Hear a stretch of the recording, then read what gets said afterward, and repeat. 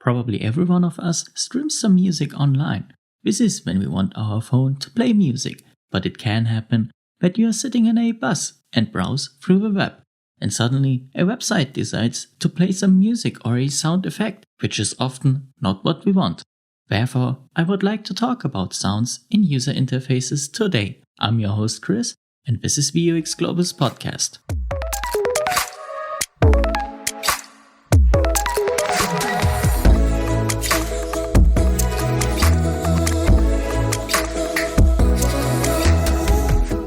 Let's start with the importance of sound effects in general and how they can be beneficial for a better user experience.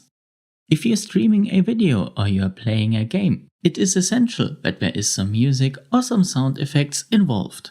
This is simply required, as it sets the mood in some shape or form, and like in one of the last episodes of the UX Global's podcast about pictures, I said, emotions play a very important role if you want to create an awesome and not only good user experience.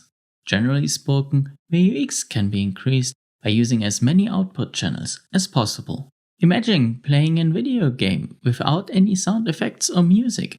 If you are a gamer, try it out yourself and you will definitely not enjoy your most favorite game anymore without the sounds.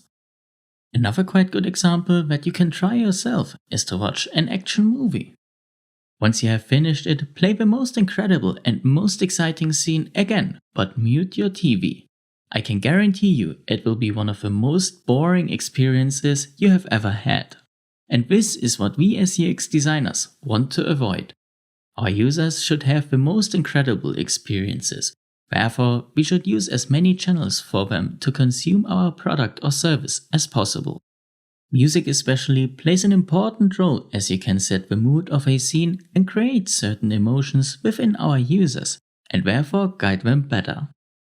As we are already speaking of music, I believe it is time for today's break now, and I will be right back with some more information.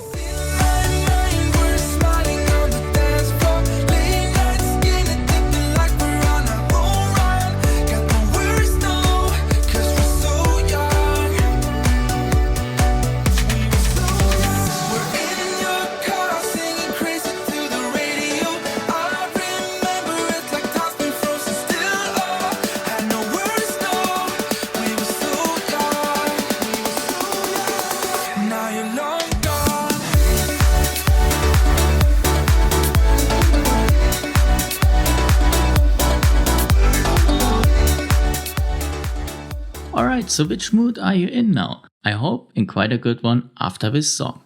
But there is one big problem with sounds. If you play them and your user is not wearing headphones, everyone else around them will hear those sounds too. And this can become quite embarrassing, as we have probably all experienced ourselves. It is not a situation we want to be in, and the users will automatically blame the system they are using, which is obviously correct. And it is our responsibility as UX designers to make everyone aware of not playing sounds without the user knowing about it before. Playing a sound is not a problem if the users turn them on themselves. If they start a song, a video, or a smart assistant, they expect some sounds, and therefore it is okay to play them without a warning. But a completely different scenario is when you have a website that looks like a normal website, and all of a sudden it starts playing music just by itself. This needs to be avoided heavily by every one of us UX designers. But what about sound effects? It is basically the exact same like with music. If the user can expect sound effects like in video games, movies, or any other kind of medium like that, it is okay and often required to play sound effects. But only at interfaces that are made for it, and websites usually are not designed for sound effects. With native applications, that can vary. Sound effects do, however, play an important role for products or machinery. Imagine you are in the supermarket and you have some empty bottles and you want to get your bottle deposit back. For us, it would not be a problem to use this machine without sounds and only use a display. But here, accessibility also plays an important role again, because the sound effects need to tell visually impaired people if the bottle was okay and if the process was executed correctly. But this is not the only example from the supermarket. At the checkout, the man or lady behind the checkout machine will scan everything you want to purchase. For every item that he or she scans, the checkout machine will beep one time. And everyone gets it that this item was scanned correctly one time.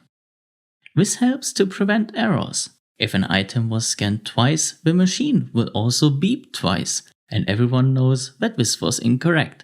And if the item was not scanned, the machine will not beep, which is incorrect too. I believe that was quite some input for one episode again, and I will try to sum up everything for you in one sentence. Use as many channels as possible to give output to your users, but only if they can expect it, and be especially careful with playing sounds, as everyone else will hear them too. And this can be quite embarrassing for our users. That's it for today's episode. I hope you learned something. And remember, always keep pushing. Have a good one.